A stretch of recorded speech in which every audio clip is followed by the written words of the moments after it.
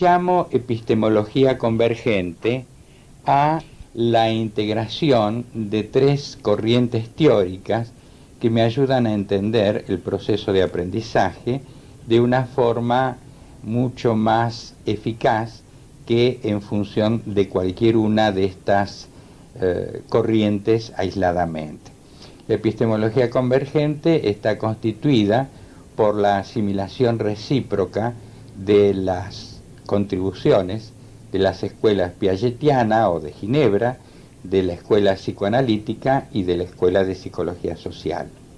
Hoy ya nadie puede ignorar que para aprender es necesario tener un determinado nivel de construcción cognitiva para aprender un determinado contenido, y también que esta es una condición necesaria pero no suficiente para aprender. O sea que la afectividad participa en todo proceso de aprendizaje. Pero más aún, si dos sujetos tuviesen la misma estructura cognitiva y el mismo grado de carga afectiva en relación a un objeto, van a aprender de forma diferente si pertenecen a culturas diferentes. Por ello que la contribución de los aspectos sociales es verdaderamente indispensable. Sobre esta base, yo he podido conceptualizar otro modelo que son las 4 unidades de análisis de las cuales se ocupa la psicopedagogía: el individuo, el grupo, la institución y la comunidad. Estas 4 unidades de análisis pueden ser estudiadas en función de un vector de análisis, o sea, el vector aprendizaje. Y cuando son estudiadas en función del vector aprendizaje, pertenecen al quehacer psicopedagógico. Yo me voy a referir predominantemente a la primera de estas unidades en esta oportunidad, porque es lo que más me interesa destacar. Estimo que los niveles de integración de los objetos es un concepto fundamental para poder entender en qué nivel se opera el proceso de aprendizaje. Todo objeto posee un nivel de integración físico-químico. Algunos de estos objetos alcanzan un nivel de integración biológico sin perder el nivel de integración físico-químico, y algunos de ellos alcanzan un nivel de integración psicológico. En este nivel de integración psicológico es donde se opera o donde se construye la dimensión afectiva y la dimensión cognitiva. Dimensiones que son precondiciones necesarias para poder producir el proceso de aprendizaje. Por eso el psicopedagogo, en mi opinión, trabaja en este nivel de integración.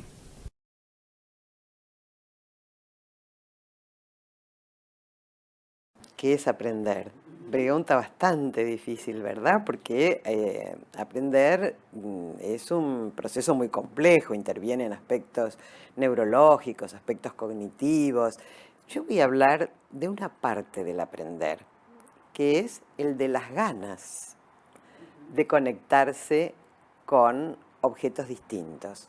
¿Se nace con ganas? En principio podríamos decir que aprender es un proceso desde el punto de vista psíquico, es un trabajo psíquico, porque implica abandonar aspectos anteriormente estables e incorporar novedades.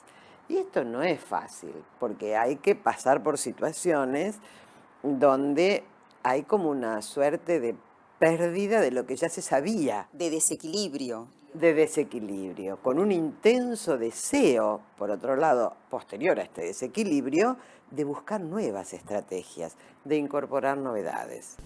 Asimismo, quiero destacar otro modelo, que es el de la interacción entre las dimensiones cognitiva y afectiva, previamente mencionada, y que van a dar lugar al proceso de aprendizaje como una construcción que se integra, que se asienta sobre estas dos dimensiones.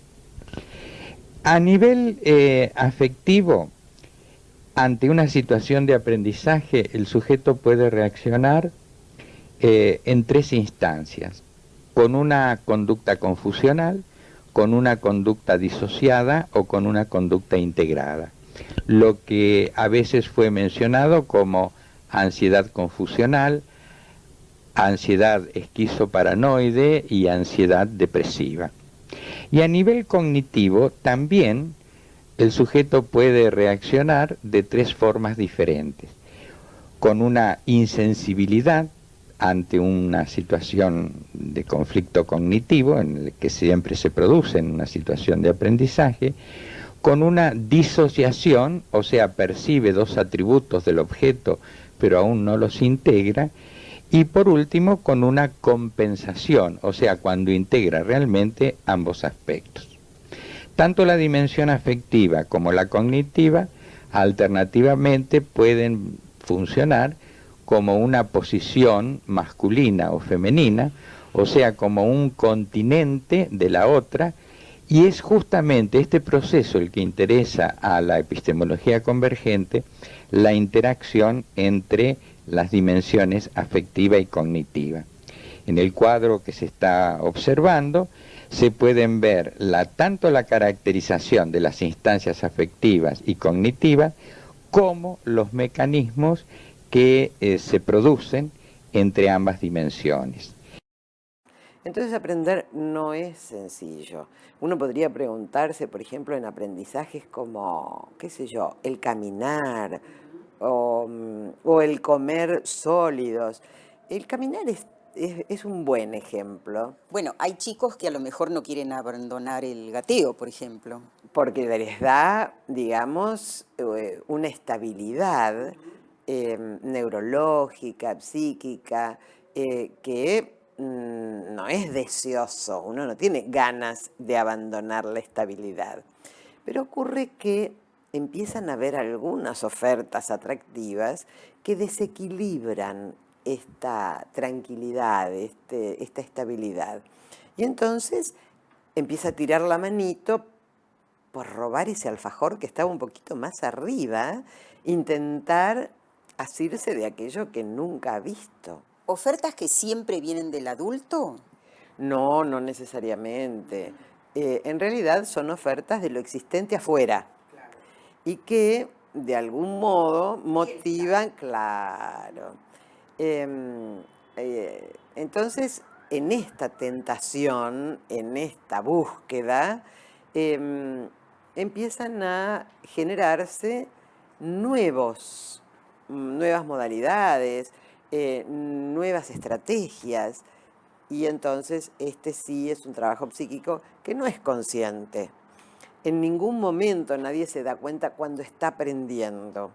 Tal vez a veces es consciente de lo que se pierde cuando se deja cosas que eran estables, pero empiezan otras situaciones que resultan atractivas. Si cada cual cuida su quintita sin pensar en los demás, cuando necesite agua y una gota encontrará. Yo no me arreglo solito, yo no me quiero arreglar, yo no me arreglo solito. Y en este cuadro siguiente lo que se puede observar es las dimensiones afectiva y cognitiva representadas con los puntos 1, 2 y 3, 4, 5 y 6 respectivamente, y los puntos 7, 8 y 9 que son el proceso mismo de aprendizaje. Este proceso de aprendizaje es estudiado en el modelo de la epistemología convergente con una entrevista que llamamos entrevista operativa centrada en el aprendizaje, y es la que inicia el proceso diagnóstico. En este primer momento se formulan un primer sistema de hipótesis que es sometido a líneas de investigación a través de test, pruebas piagetianas, técnicas proyectivas psicopedagógicas especialmente, también pruebas psicométricas y otro tipo de instrumentos o situaciones que se crean momentáneamente como para investigar al sujeto.